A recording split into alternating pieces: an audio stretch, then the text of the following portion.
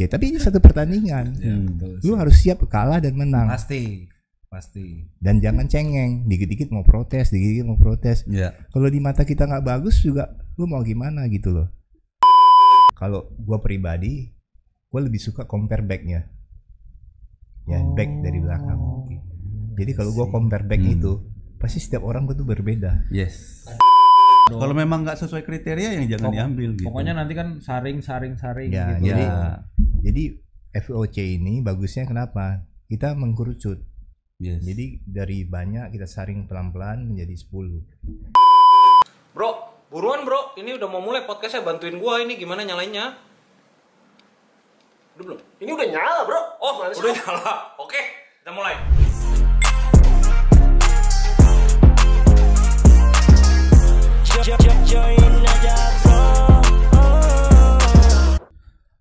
Oke guys, balik lagi di Join Aja Bro Podcast bareng gua Norman. Dan Victor. Hari ini kita agak rame nih. Yes. Dari sini dulu deh, dari yang paling senior silahkan. Silakan perkenalan diri. Perkenalan dulu. Ada dekat apa? Ada dekat. Nah. Nih, ini sesepuh. Ya, gua si Gerard Kawilarang dari jurinya Fit Life. Yes. Umur berapa, Opa? Nanti September 63. Wah, luar biasa. Ingat tuh ya. September. Masih aktif tanding dan segalanya masih aktif. Tahun lalu gua aktif. Tahun lalu masih tanding berarti. Di Malaysia. Lihat nih, Luar 63 bos. Yes. Lihat, nah, gila. Luar biasa. Dibalik aja 36 masih lebih tua dari gua. Lu lihat. Oke, silakan dari pihak Oke. Pitalaga. Saya Mike dan Reza deketan kayaknya. ya, kita dari penyelenggara FOC ya. Ya. Kita mewakili Binaraga Indonesia sebagai organizernya FOC. Yes. Nah, sebelum kita masuk ke topik pembahasan nih, sebelumnya gua mau selamat dulu nih Mike karena lu habis buka gym baru kan. Di mana nih? Kita sekalian promosi dikit gitu. Yoi, kita sebenarnya reopening gym lama. Reopening ya. Kita kayak kalau di MTV dulu ada Pim My Ride ya. Kita bikin Pim the Gym gitu. Jadi keren lagi gymnya gitu. Di Bandung di Jalan Pasir Kaliki 215. Nama gymnya? Fitness City. Mantap. Iya. Oke. Nah, ini sebenarnya ini kan kita undang ya karena berpengalaman dari kemarin gua ke Makassar. Kan kita habis ngadain FOC Makassar kan. Yang mana kan penyelenggaranya nih thank you banget tim Binaraga udah bantu bikin event sangat rapi, sangat proper dan gue jujur dapat banyak feedback lah dari sana ya kan. Nah, cuman mungkin gua flashback sedikit gitu. Sebelum ke sana jujur kan Makassar itu adalah seri keempat FOC yang mana event luar Pulau Jawa pertamanya kita ya kan. Dan gue agak tegang apalagi setelah denger cerita Opa tapi mungkin Opa boleh cerita dulu deh yang pas di FOC Surabaya gitu. Mungkin gini sebelum Opa cerita jadi mungkin gue akan cerita dikit ya. Jadi pada saat FOC Makassar itu mulai dipromosikan kita itu beberapa kali dapat DM. Jadi DM itu dari orang-orang luar yang adanya mungkin domisili di Makassar ataupun peserta yang mau ikut di FOC Makassar. Nah DM-nya isinya apa? Mereka itu mungkin bisa dibilang masukan ya. Saya nggak bisa bilang komplain karena dilihat juga nggak bisa dikategorikan ke dalam komplain karena pada saat itu acara belum berlangsung. Tapi mereka itu selalu bicara kenapa juri yang dipilih itu adalah 2 juri lokal. Jadi ada beberapa yang mereka itu ada rasa ketakutan pada diri mereka. Mereka bilang merasa takut kalau nanti ada pihak yang tidak netral. Itu pun ya udah kami terima ya, maksudnya namanya juga masukan kita terima. Nah setelah itu kan kita cerita tiba-tiba adalah cerita Opa Gerard ini yang kondisinya juga di Makassar. Coba Opa cerita deh Opa biar teman-teman di luar ceritanya kayak gimana bisa tahu. Saat itu kan tahun 2014. 2014 gue kebetulan salah satu juri dari Jakarta. Yang lain tuh lokal. Ada berapa jurinya? Gue lupa ya 3 atau berapa gitu ya. Jadi diadakan di Trans Studio. Jadi saat itu Trans Studio itu kan masuknya mahal. Jadi begitu tanding di gua orang tuh nggak masuk. Tapi di juri yang lain ada terus. Selesailah itu acara. Yang kalah ini protes. Dia pengen ketemu juri. dia mau tanya kenapa gua kalah. Jadi sebagai juri yang lu pro kan harusnya kan nggak akan ketemu dengan peserta yang kalah toh. Iya benar. Harusnya kan benar, begitu. benar. Nah, tapi juri dari teman gue itu dia suruh gue, ayo kita berhadapan dengan yang kalah ini. Ya, bagi gue gila aja ya. Kalau dia macam-macam habis gue di situ kan. Iyalah. Akhirnya ketemulah di forum. Dia tanya kenapa saya kalah. Nah, dijawab lah. Akhirnya di gue kenapa kayak kalah. Ya gue bilang gue nggak, badan lu nggak enak gue lihat, gue bilang gitu. Selesai itu acara. Tapi di dalam forum itu dia merasa tidak puas. Dia malah menunggu kita selesai di luar beserta rekan-rekannya. Itu berapa orang tuh? Rame lah itu kelompok. Di depan mall. Depan mall. Gila. Jadi saat itu kan kita nggak berani pulang dong. Jadi akhirnya sampai jam sore itu kita dievakuasi. Gila. Melalui tangga darurat. Itulah terjadi. Tapi itu 10 tahun yang lalu. Sekarang kan berubah lagi kan. Tapi kemarin saya ajak Opa jadi juri di FOC Makassar, Opa tetap gak mau ke Makassar. Bentrok. Itu Saya bercanda. Bentar. Aku mau tanya mungkin ya Mike ya. Kan kalau kalian kan udah sering ya, maksudnya kemana-mana untuk melihat acara-acara binaraga gitu ya. Selain kejadian Opa nih, itu kan udah 10 tahun lalu.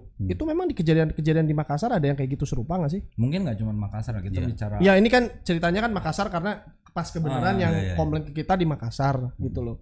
Ada kejadian kayak gitu serupa nggak setelah mungkin kejadian? Reza lebih tahu ya, lebih banyak pengalaman dua di kontes. Iya. Coba ngomongnya rada dekat. Kalau pengalaman aku sebagai peserta dulu ya emang sempet sih kalau di daerah emang karena mungkin mereka jarang keluar gitu loh. Jadi merasa oh ini dengan standarnya saya gitu loh. Jadi nggak tahu standar event si A, event si B atau eventnya FOC dan lain-lain. Berarti masalah standarisasi. Ya, tapi kan betul. sebenarnya kita kan di social media dan setiap kali kita technical meeting pun kita sudah brief kan yang kita cari seperti apa, bagaimana gitu kan udah ada kan. Oke.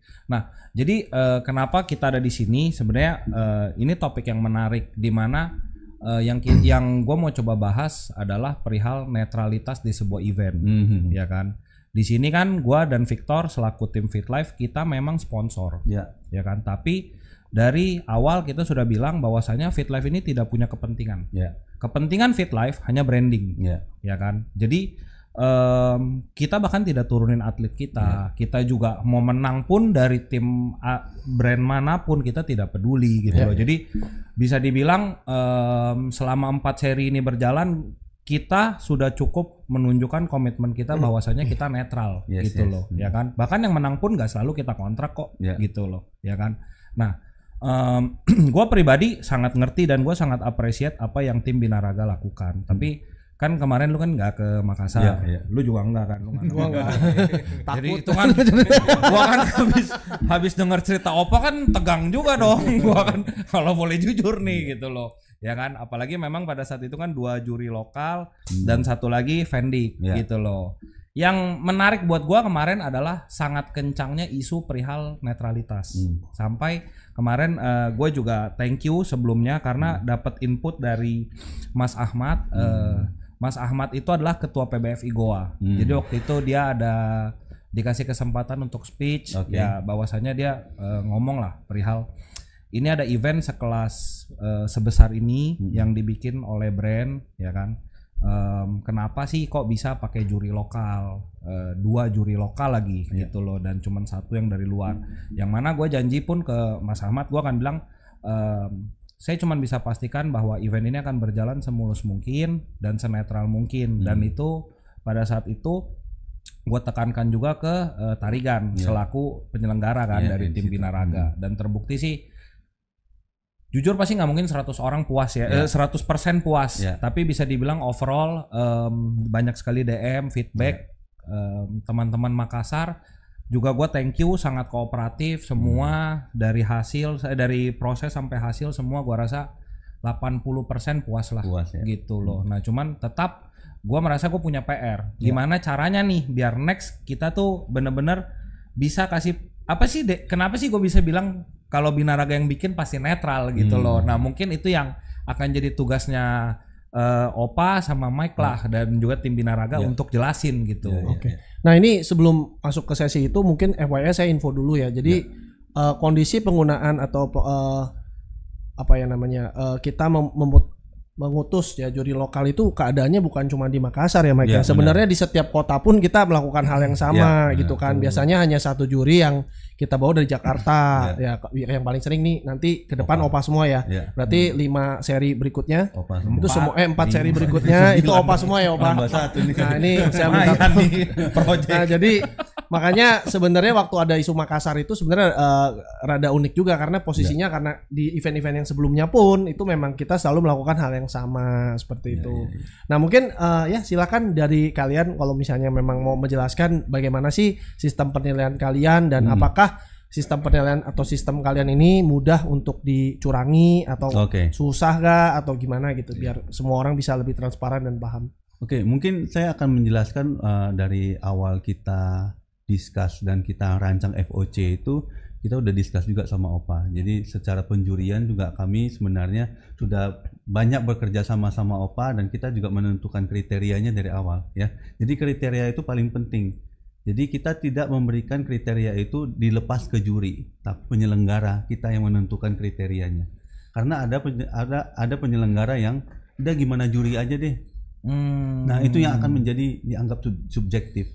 Kalau kita di FOC itu dari awal sebelum seri pertama pun kita udah ngomong ini yang mau kita cari dari kelas-kelas ini apa aja, bentuknya seperti apa. Ya. Jadi dari awal kita udah firm yang akan kita cari yang seperti ini. Dan Opa juga udah tahu dari awal. That's why kita akan selalu berdiskusi lah sama Opa. Kalau situasi kan beda-beda ya. Kadang-kadang kita mau cari middle yang seperti ini, tahu-tahu 120 orang segitu semua bentuknya gitu kan. Artinya kan harus cari solusi di tempat gitu kan. Nah itu tapi kan setidaknya kita ada katakanlah koridor untuk kriterianya. Ada benchmarknya ya. Yes. Sehingga setiap kota kurang lebih bisa sama gitu. Nah lalu kita mengantisipasi beberapa hal untuk kita bisa jalan dengan rapi dan tidak ada masalah. Yang pertama adalah kita bikin pendaftaran ulang ataupun pendaftarannya pakai letter of concern ya. Nanti teman-teman mungkin bisa cek. Nanti kita pinjam buat boleh. Mike, sorry, gua boleh geser dikit mic-nya. Jadi ini adalah kontrak atlet terhadap eventnya gitu. Jadi di sini ada dia ikut kelas apa, nama lengkapnya apa, akun IG-nya apa kan untuk kebutuhan nanti konten juga ya. Tapi di sini ada kesepakatan bersama, pertama bersedia mengikuti peraturan pertandingan dan lain-lain gitu kan. Bersedia menerima sanksi apabila melanggar peraturan. Lalu yang paling ketiga yang paling penting adalah menerima keputusan juri dan dewan juri yang ditetapkan secara mutlak. Dan dia tanda tangan ini. Once dia mau protes, kita tinggal kembalikan. Ini kan Mas udah tanda tangan kan dan sudah menerima briefing kita semua gitu. Paham. Jadi ini sah kita bersepakat dengan peserta gitu kan. Jadi nggak sembarangan lu mau protes boleh, feedback boleh, nggak apa-apa. Tapi kalau kamu nggak terima hasilnya, kamu sudah menyepakati ini di awal. Betul. Nah jadi itu yang mungkin penyelenggara lain bisa adaptasi juga. Lalu yang kedua adalah kita punya manual judging plot table gitu. Jadi kalau di yang lain mungkin pakai kertas putih, coret-coret gitu kan, ambil yang mana ya gitu kan. Soalnya kalau seperti itu kemungkinan nomor-nomor yang sudah dijaring berceceran itu kerap terjadi. Tahu-tahu nanti si MC manggil nomor 28 dipanggil 2 kali. Karena apa? Mungkin tidak disederhanakan dalam sebuah tabel yang rapi. Jadi seperti ini gitu. Jadi teman-teman bisa lihat. Jadi baris pertama masuk langsung dinilai. Juri 1 ngambil nomor yang mana aja. Jadi kan semuanya rapi tuh. Jadi kalau misalnya ada 20 baris, dari setiap barisan yang diambil siapa aja. Kami di belakang tinggal mencocokkan juri 1, 2, 3 di jumlah aja. Nomor 1 misalnya satu baris itu ada nomor 1 sampai nomor 10 ya kan. Yang diambil 3 juri itu nomor berapa aja. Itu yang paling utama. Maksudnya yang kembar ya berarti ya. Jadi misalnya nomor 6. Kembar 3. Iya, yang nomor 6, peserta nomor 6 diambil oleh 3 juri untuk masuk tahap selanjutnya. Itu yang paling utama dulu kita save. 3 suara. 3 suara. Habis itu 2 suara. Habis itu 2 suara. Yang 1 suara udah pasti kebuang. Oh. Nah, itu untuk mengantisipasi kalau juri ada titipan. Itu akan ketahuan. Gitu kan. Kenapa si ini masuk terus sama juri yang juri 1 misalnya. Padahal juri lain udah nggak ngambil gitu. Kenapa masuk lagi? Gitu. Bahkan kalaupun dititip juga pasti udah kebuang di awal karena apa, pasti juri lain nggak ngambil gitu. Gitu. Jadi di FOC ini kita udah antisipasi segala sesuatunya dari awal gitu. Jadi ada tim scoring juga. Nah, di belakang kita memang tidak pakai dewan juri. Jadi suara juri 3-3-nya itu kita scoring di belakang. Berarti akan sulit dalam tanda kutip untuk curang kalau tidak 3 juri kerjasama dong. Yes. Dan itu kan indikasinya juga kita bisa tahu dong. Kita sendiri bisa lihat lah ini kenapa kurang bagus dari banding yang lain, kenapa 3-3 jurinya. Nah itu mungkin kami sebagai penyelenggara akan intervensi. Bisa kita akan tanyakan ini benar yang nomor segini ini dibawa terus sampai ke final.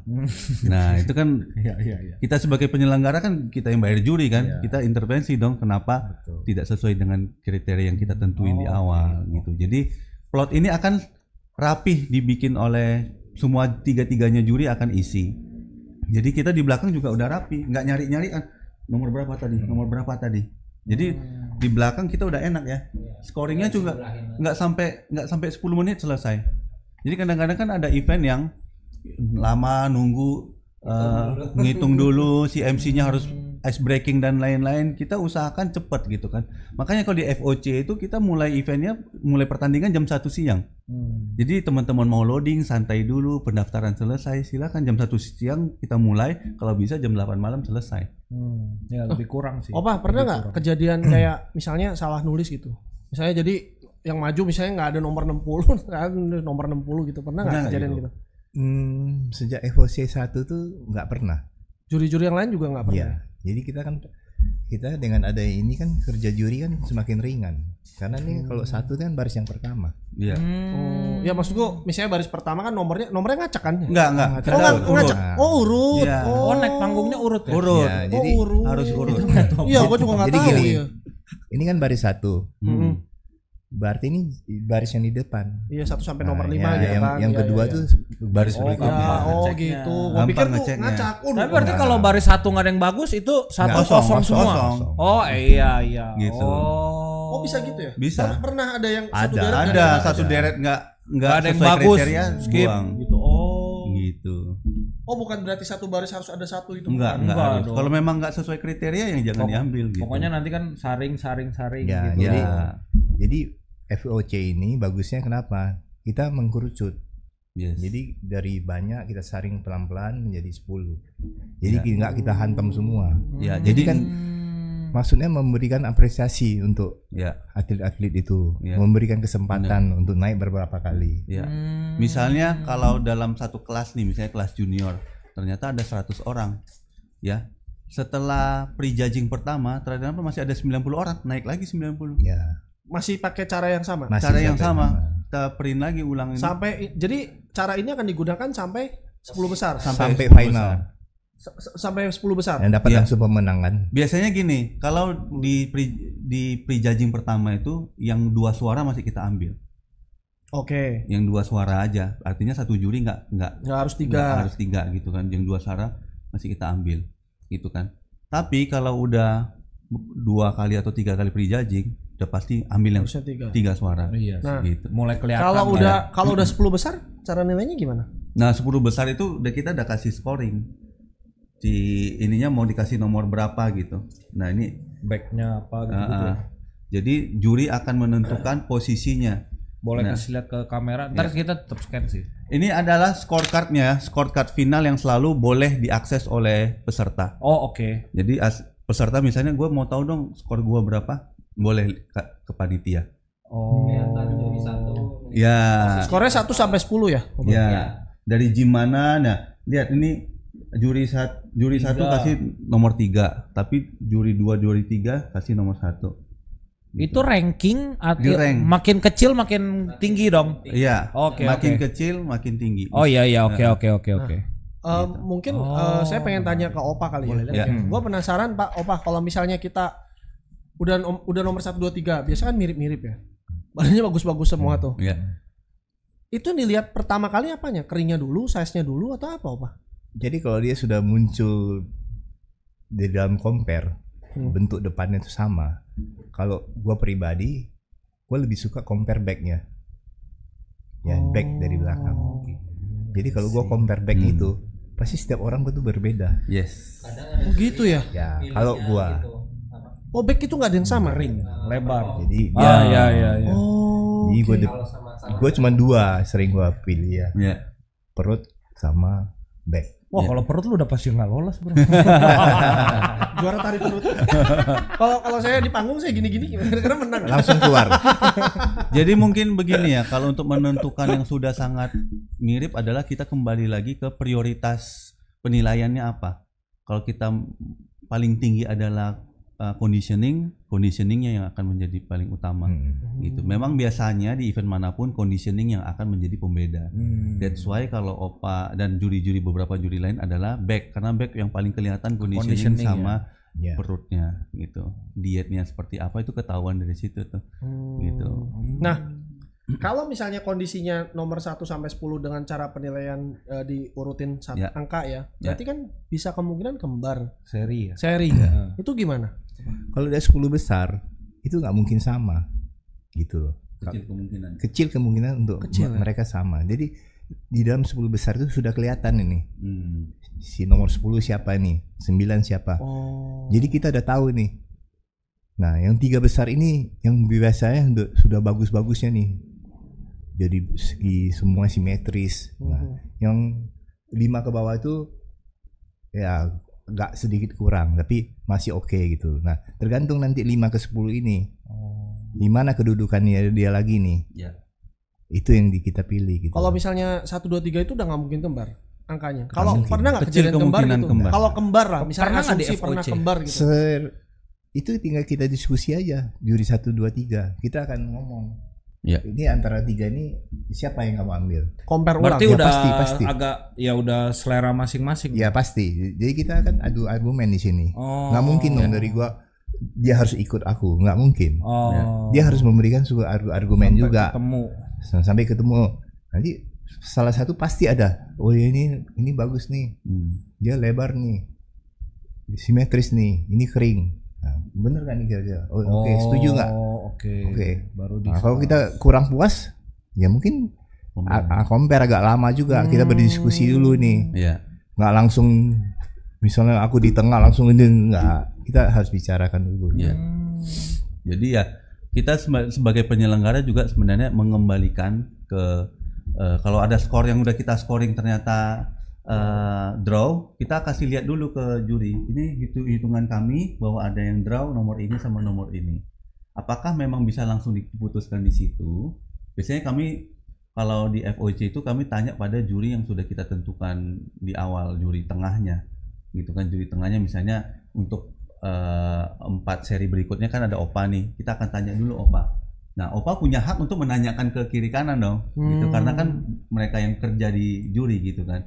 Tapi kalau memang Opa sudah punya dan Opa yang akan kasih tahu saya, Opa ya, gitu ya. Setelah diskusi mereka, Opa yang menyampaikan ke kami sebagai penyelenggara, sebagai panitia, oh nomor ini yang nomor sekian posisinya, gitu. Nah, sejauh ini ya Mike kan gua selama ini kan yang ngelola sampai finish kan lo ya.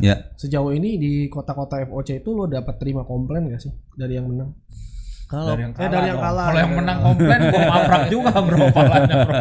Ya mungkin yang menang kan komplain gua harusnya juara 1 kan bisa juga. Juara 2. Juara ya kan? cuma 1 sisanya. Iya dia mungkin merasanya kan seperti itu kan. Biasanya kan 2 1 3 ini kan udah bagus-bagus kan. Gua merasa gua bisa juara 1 gitu.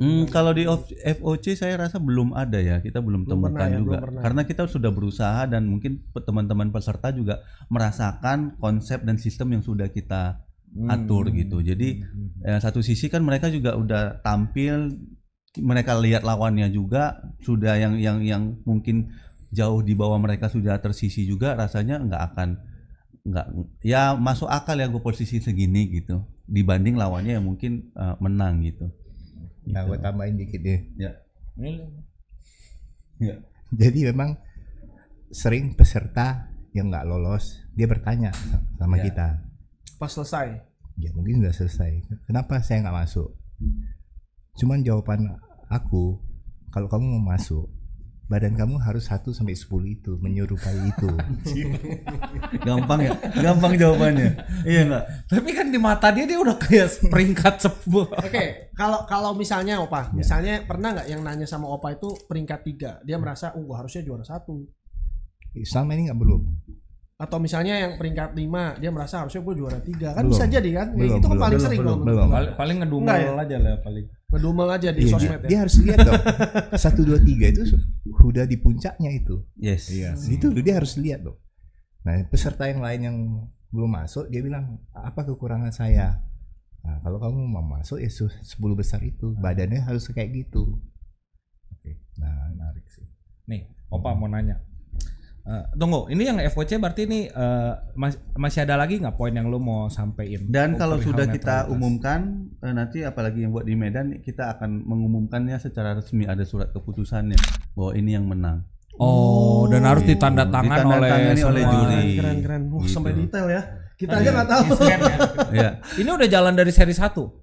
ini yang Kalau untuk tanda tangan juri sih Nanti dari di- seri 1 dari seri 1 udah ada. setelah scoring selesai final Ya. kita kasih ke juri 1 2 3 dia Tanda tanda tangan tangan. baru kita sounding. Wah, Iya. keren ya. Jadi kita kasih lihat juri, kita udah scoring, setuju ya hasilnya yang tadi juri sudah. Oh, mereka kasih. pun ngecek ulang. ngecek ulang. Takutnya kan Ada kami yang foto. main. Iya, kan? iya. Di foto juga sama mereka. Ya difoto sama jurinya juga. Oh. Karena kan kita mau posting, kita mau tempelin. Nah, itu Iya, iya, netral. iya. Nah ini juga buat teman-teman ya, mungkin ada beberapa yang mikir kayak, loh kok FitLife nggak ngerti apa-apa. Nah ini yang kalian harus pahamin ya. Jadi FitLife ini sponsor. Ya. Semua yang penyelenggara dan mengatur event itu semua dari pihak Binaraga Indonesia. Betul, Jadi betul. wajar ya kalau kita nggak tahu apa-apa.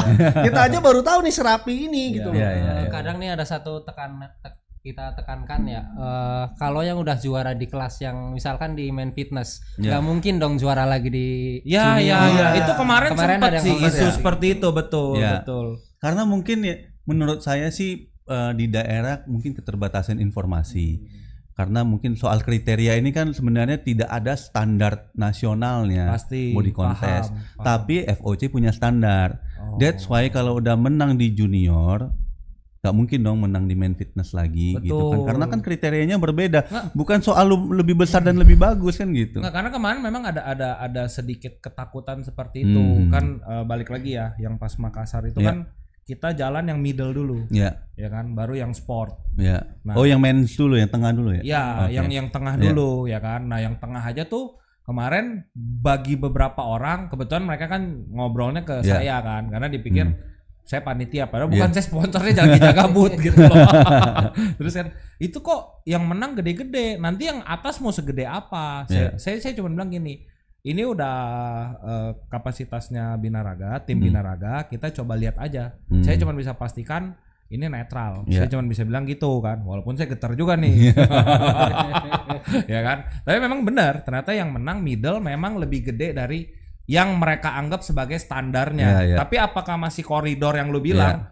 Masih. Masih Dan kan. overall semua happy dan Ya, memang yang menang sport pun lebih gede lagi. Karena Betul. memang hampir setiap tahun ada perkembangan ya. Itulah karena kita belum ada standar nasionalnya. Betul. Dulu middle mah ya masih badan-badannya badan-badan yang nggak terlalu besar lah. Sekarang sih Sekarang middle udah kelas middle ya, main sport Parah itu sudah main fisik gitu, istilahnya main fisik IFBB Zaman gitu. dulu punya. Nah, gue ada pertanyaan satu deh. Ya. Jadi ini ada satu cerita dan kondisi ya yang dulu pernah hampir gue lakuin. ya, Jadi waktu aktif di body contest, nomor itu kan di pinggang. Ya. Dan kalian kan kadang-kadang nggak hafal muka orangnya kan. ya, Misalnya gue nggak masuk nih, gue tukeran sama temen gue yang masuk. Misalnya temen gue mau nih, ya udah lu bayarin tukeran sama gue. Pernah nggak kejadian gitu? kita belum. Memang apa kalian bener-bener hafal wajahnya? Itu pernah ada kejadian ini waktu di Surabaya. Ada sedikit misadministrasi, nomor ketukar Oh. gitu. Bukan nomor ketukar sih, si orangnya pada saat kita mengumumkan nomornya ketukar, nomor pesertanya. And then dia lihat di YouTube hasil scorecardnya kan kita posting kan. Lah, kok nama gua ada masuk? Gua juara 2 dong katanya kan. Datang dia, gue juara 2 ini katanya. Ya nggak mungkin loh, lu nggak masuk final lu juara 2. Mungkin ada kesalahan dari aneh kan. Tiba-tiba dia datang, lihat teman saya juara 2 nih katanya. Nomor pesertanya 3. Ya gue juara 2, berarti gue dong juara 2. Kan lu nggak masuk final. Gitu kan. Ya mungkin administrasi kita juga ada sedikit salah. Pastilah. Gitu. Pasti. Tapi yang juara 2 itu yang layak yang ada di panggung itu gitu. Jadi memang ada sedikit kesalahan yang memang harus kita perbaiki. Memang iya nggak 100% sempurna, tapi kita sudah mengusahakan sistemnya berjalan dengan baik aja dulu. Tapi kalau lihat maksudnya dari penjelasan lu ya, sebenarnya kemungkinan untuk nakal tuh, let's say lah ya, titipan gitu, agak sulit ya. Gua nggak ngerti sih, mungkin kan ini pertanyaan ke Opa deh. Kan Opa nih udah tanding kan udah lama nih Opa. Emang dulu tuh kayak gimana sih kok sampai orang tuh selalu ada stigma event tuh nggak netral atau apa tuh, kenapa sih gitu loh? Emang dulu tuh parah banget ya. Ciri-ciri nitip itu apa? Coba cerita dulu. Karena gua bukan binaraga kan. Gua kan powerlifting, gua nggak ngerti gitu. Harus agak dekat Opa. Iya. Jadi kalau lu tanya gua, kalau gua sampai sekarang jadi juri itu ya. Jadi ada pengalaman gua. Bahwa dulu waktu gua tanding menjadi juara 1, gua tidak kenal juri. Tidak ada yang gua kenal. Jadi gua terapkan sama diri gua sekarang. Lu jangan coba-coba gitu. Nah, jadi kalau zaman dulu ya orang yang gua keluarin di gua nggak ada, itu tetap ada di depan. Sampai final tetap ada. Loh, scoring cardnya kayak begini? Nggak ada. Kertas putih. Tapi waktu ada terus kan pasti Opa nanya dong sama juri. Iya dong. Yang lain. Kok itu ada? Itu teman gua. Ada yang gitu ya? Iya, jadi jadi sebagai itu ya gua sih ya boleh-boleh aja, tapi hati nurani gua kan nggak bisa kalau gitu. Oke, kalau nggak gini Opa kan udah sering ikut FOC nih sama kita. Ada nggak yang DM chatting? Kalau DM sih ada. Ada yang ada. Cuman belum cocok kali ya. Opa enggak, bukan. Opa aku ikut ini ya. Oh, cuma nitip pesan. Ya tapi kan ini kode. Iya sih. Ada yang ngasih barang, ada yang ngasih barang. Kalau barang sih ya kita nggak bisa sebut lah ya. Jadi barang seapa juga intinya ada. Tapi sebagai gue punya hati, gue tidak akan terima apapun. Tolong pertahankan ya. Jadi karena gue udah cukup, man. Iya, istilah gue hidup ini kan gue udah cukup. Untuk apa gue begitu? Karena gue tahu bahwa pertandingan ini tidak punya intrik gue di situ. Gue hanya menentukan yang terbaik. Ya, betul. Yang terbaik yang gue ambil. Kalau lu mau protes, lu merasa kalah, lu beli piala sendiri. Iya betul. Ya kan? Kalau dia kalah ya, lu buatlah, lu beli sendiri kan banyak. Lu mau taruh juara berapa ya terserah. Ya tapi ini satu pertandingan. Lu harus siap kalah dan menang. Pasti. Dan jangan cengeng, dikit-dikit mau protes. Ya. Kalau di mata kita nggak bagus juga, lu mau gimana gitu loh. Tapi mereka kalau misalnya habis pertandingan datang ke Opa untuk Opa saya kenapa kalah ini itu boleh dong mereka nanya kan? Iya tapi gue jawab itu. Kalau lu mau memang itu 10 badan lu kayak begitu. Oh iya, jawabannya simpel juga. Iya. Atau memang kalau lu mau juara ya 1 2 3 ya lu ikutin aja badannya kayak gitu. Ya. Biar dia lihat sendiri buktinya itu jadi, ada yang badannya seperti itu. Tapi kalau gue jelasin gue capek, back lu kurang. Iya benar. Dia yang latihan kok, gue yang harus jawab. Bener kan? Dia yang latihan, dia nanya kekurangan gue di mana, back gue ya lu yang latihan sendiri kok. Gue bukan mengatur badan lu gitu loh. Tapi kalau lu mau juara lu lihat 1 2 3 ya kayak gitulah yang gue ambil. Gitu aja sih man. Simpel aja sih ya. Tapi ya kalau lihat sekarang pertandingan seru ya. Banyak kan yang senior punya anak didik ya. Nah. Ya nggak sih? Kalau lihatnya gitu ya. Opa ada anak didik nggak? Nggak ada. Kenapa? Yang lain pada punya loh. Iya ya kayaknya Opa nggak ada ya. Yang lain pada punya loh. Gue males aja man. Maksudnya males ngedidik orang. Ya. Karena kadang-kadang nggak tahu diri. Dia kalah ya salahinnya gue. Serius? Iya bukan apa-apa, gue nggak mau aja. Oh iya. Tapi bener ya banyak ya sekarang senior ada sih yang begitu sih. Ada sih. Nah justru itu yang menjadi menjadi salah satu dinamika ya menurut aku ya. Karena kalau apalagi senior ini juga melibatkan diri sebagai juri. Nah, itu yang mungkin di daerah menjadi masalah. Karena ini mungkin anak didiknya si A, ini anak didiknya si B, nanti anak didiknya si B ketemu jurinya si A, takutnya nggak diambil atau gimana. That's why juri dari luar dianggap lebih netral bagi teman-teman yang ada di daerah. Tapi kalau sudah masuk dalam sistem FOC gini susah mereka melakukannya karena akan ketahuan sama kita. Gitu, dan kita juga milih juri nggak sembarangan kok, nggak sembarangan. Oh, siapa ada di situ itu aja kita pilih, enggak. Kita dengar track recordnya, kita tanya juga ke komunitas dan kita akan ambil yang paling kami rasa aman gitu. Jadi nggak sekedar kita kenal dekat, ada juga kok di daerah-daerah kita kenal dekat, bahkan ketua A, ketua B, ketua C, tapi kita rasa secara menjuri kita nggak bisa cocok nih di FOC, mungkin di event lain gitu, tapi di FOC kita udah punya kriteria. Tapi kalau jurinya kita rasa tidak bisa ikut apa yang penyelenggara mau, rasanya nanti jadi PR kita sama-sama gitu kan. Nama dia jelek, nama kita juga jelek, mending kita cari yang mau bekerja sama dengan baik sama FOC gitu. Jadinya setelah kita filter ya kita dapat nama-nama juri yang kami anggap ini yang terbaik buat FOC gitu. Mungkin gini Opa nih, sekalian lah saya mau tanya kan, Opa udah berapa kali kan ikut di FOC ya.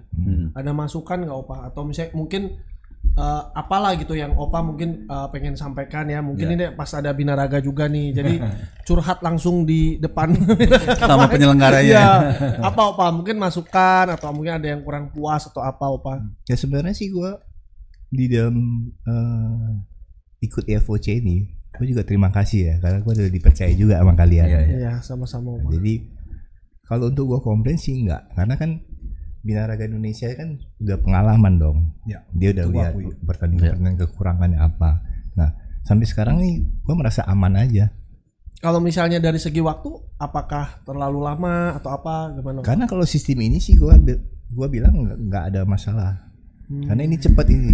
Ini cepat sekali. Cepat sekali ya. Ya kita kan juga nggak bikin finalis nunggu di malam. Ya nggak kayak zaman dulu ya. Ya, jadi kita benar-benar kita rasa orang akan gini loh. Kalau kita buat finalnya di malam, mereka cheating loadingnya salah aja, berubah nanti di final. Jadi orang akan ngerasa loh kenapa ini yang menang? Jangan-jangan karena loadingnya udah salah nih. Iya kan udah minum A, minum C karena nahan lapar, nggak kuat. Jadinya di finalnya jadi jelek. Pertandingannya zamannya Opa itu. Iya bisa gitu kan.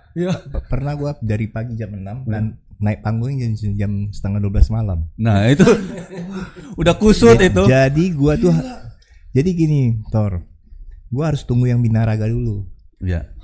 Karena body contest ini kan yang terakhir. Akhir. Kalau lu udah pulang. Gua tinggal.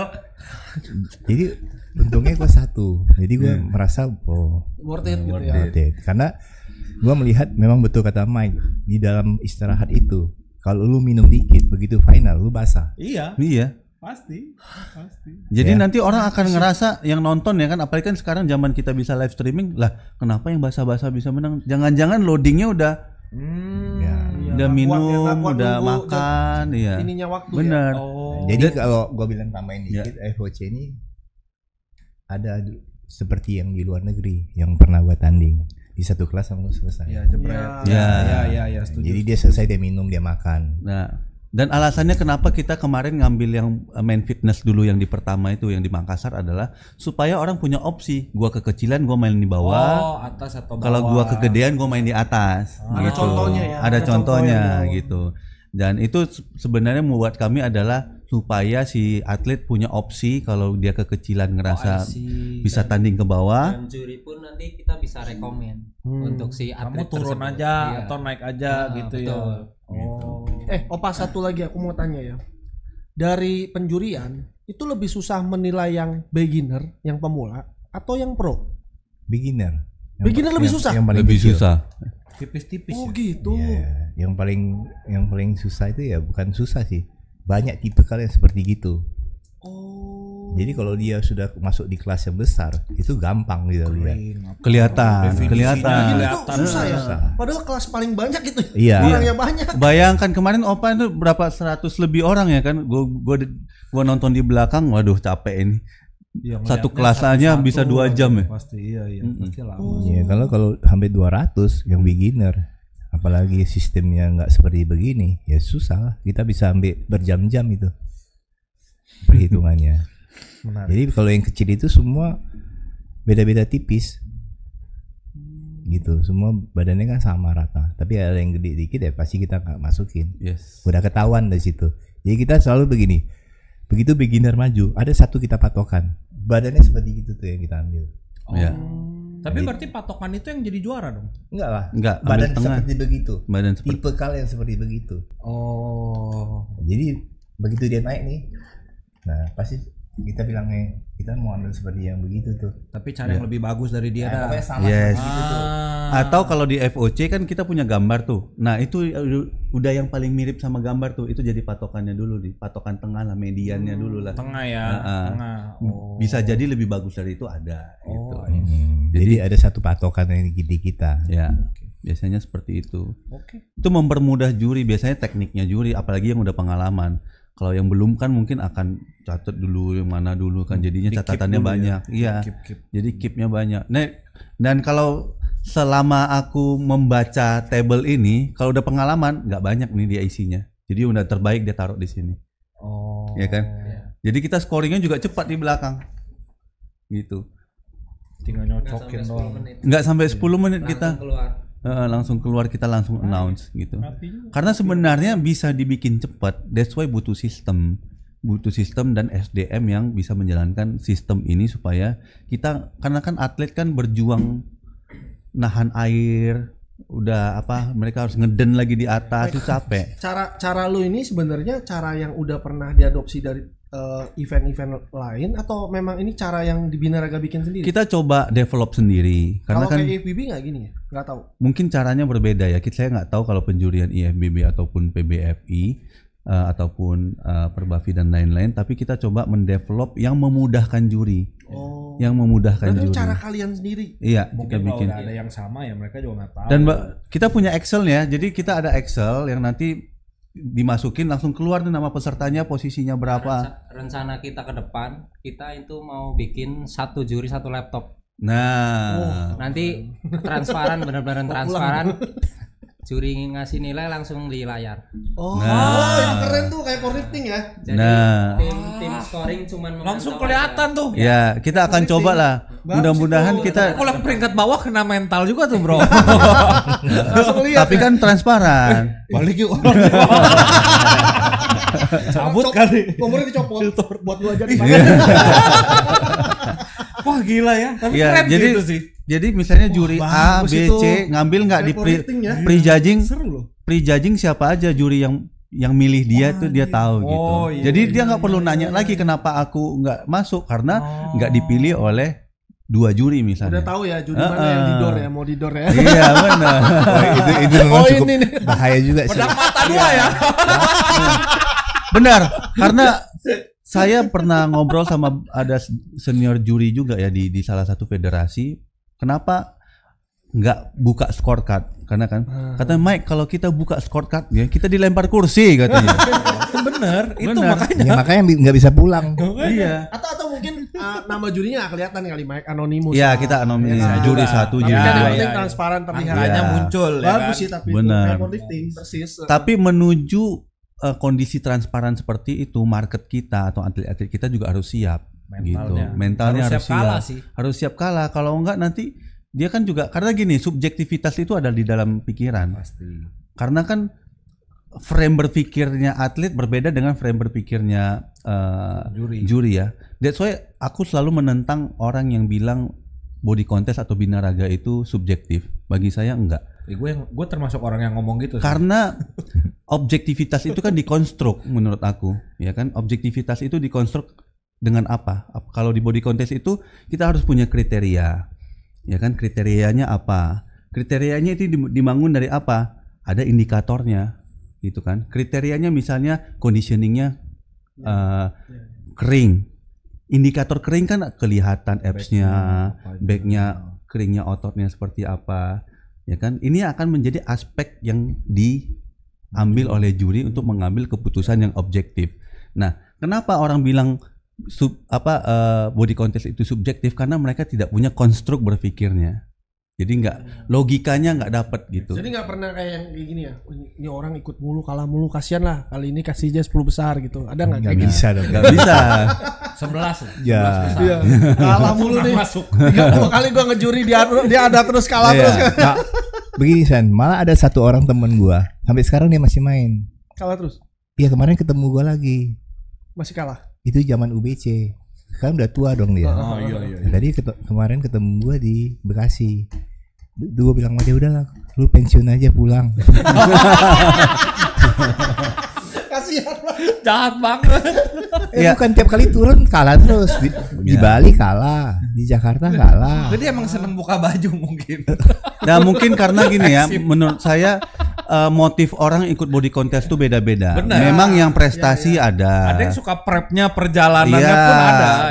Sekarang kan banyak juga yang seleb TikTokers yang buat konten ya. Yang buat konten. Banyak buat sih, konten. banyak Dan sih. ada yang merasa puas kalau sudah ada di panggung body contest atau binaraga. Mereka memang nggak cari menang. Betul. Karena mencari kepuasan sudah membuktikan pada posisi tersebut. Nggak masalah dan itu terbuka dan semakin banyak semakin bagus. Betul, gitu kan. Betul. One day mungkin motivasinya bisa naik ke oke, gue udah seserius ini, gue pengen yang menang gitu kan. Nah, zaman dulu juga mungkin teman-teman yang memulai body contest juga yang penting pengalaman dulu lah naik kan lama-lama kan melihat kayaknya gue bisa deh cuma ngejar yang nomor 1 doang gitu kan. Artinya kan kita juga harus melihat bahwa di industri pertandingan ini orang nggak cuma sekedar nyari ininya ya, motifnya beda-beda lah. Ada yang memang menang cari duit, ada ya kan, ada juga yang menang cari medalinya doang, ada gitu kan. Jadi macam-macam gua rasa, dan ini baik kita kembangkan asalkan sistemnya kita bangun dengan baik gitu. Tapi di FOC ini ada juga orang lama, Mike. Oke. Jadi kalau gua bilang yang lama ini sulit untuk apa ya, untuk bersaing dengan muda, dengan teman-teman yang baru. Karena dia harus ekstra lebih keras untuk latihan. Ya. Kalah jauh. Anak-anak sekarang kan teman-teman sendiri bisa lihat ya. Jadi yang lama-lama ini kalau dia mau lagi masuk di podium harus 10 kali latihannya per hari atau 15 kali per hari itu kan. Opa, boleh cerita dikit ya sih? Opa waktu itu tanding umur berapa, Pak? Tanding dapat piala tuh umur 50. Pertama kali podium. Bukan master tapi. Enggak lah, open. Iya. Iya kan? Open. Bukan master. Iya kan, gua dulu belum ada. Gua kan harus lawan si Ricky Dodi. Ngerti gak sih lo? The real tua klani. Gini Opa. Dia, aku nggak ngerti nih konsepnya. Kayak tadi Mike bilang, kadang kan motifnya orang ikut tanding itu beda-beda. Opa dulu motifnya apa nih? Dengan Gue cuma nekat segitu? aja, nekat. Tapi kan nekat bukan motif. Mau cari apa nih? Mau cari istri lagi atau apa gitu kan? Gitu. Kan, Mau cari laki justru. Nggak, aku pengen tahu ya. Ya kan unik ya. Motifnya apa sih? Gila, umur kocap. Gua pada saat itu gue pengen aja. Gua harus tunjukin bahwa gue bisa untuk lawan yang muda. Oke. Motifnya itu aja. Tapi mulai nge-gymnya umur berapa? Gue seriusinnya 47. 3 tahun. Iya. Oh, Nggak, bentar. Opa dulu bisa ya? waktu tanding nih ya. Iya. Kan pengen seriusin, pengen kasih tahu orang, mungkin kan pengen memotivasi ya. Iya. Dulu lawan terberat yang pengen dikalahin siapa? Si Daud. Ricky Daud. Iya. Ya kali. Iya kan? Itu Karena orang itu lagi rising banget loh Iya kan? Ricky. akhirnya kan gue ketemu dia juga di satu panggung. Iya sih. Gue pernah ketemu dia. Dan yang menang itu ngalahin Koriki. Enggak lah, dia beda panggung ya. Tapi selalu 1, 2, 3. Tapi salah satu gua tahu. dia pernah kalah sama gue tuh di Pluit, gue ingat banget. Karena saat itu penyelenggara nggak suka badan yang kayak dia. Oh. jadi gue beruntung kan. Kok juara berapa waktu itu? Juara di Pluit 2, Ricky mungkin 7 atau 6. Oh. Karena Yang sudah berumur. Lebih matang, lebih beda. itu di Pluit juga lama sih. Penyelenggaranya nggak suka. Bisa gitu ya? Umur segitu pengen kalahin yang muda. Gue baru tahu loh. Kata orang umur 50 testonya turun kok malah juara. Iya, kok begitu ya? Ya mungkin ya saat itu kan orang baik tuh banyak sebenarnya. Tapi ada yang pelit juga banyak. Jadi gue kebetulan tuh ketemu orang yang baik. Lu udah aktif belum, Mike? Waktu itu? Belum. Masih cenik ya? Masih cenik itu. Kita cuma nonton doang dulu. Gua enggak tahu lu itu lu 2000 berapa ya? 2011. 2011. Gua muncul pertama tuh 2011, gua dapat piala Oke.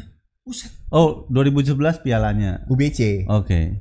Zaman itu kan sangat fenomenal kan UBC UBC. mah legend.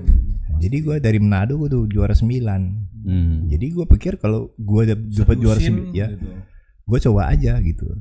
Jakarta. Jadi selama bertanding itu Opa selalu yang paling berumur. Ya, pasti. Pastilah. 50.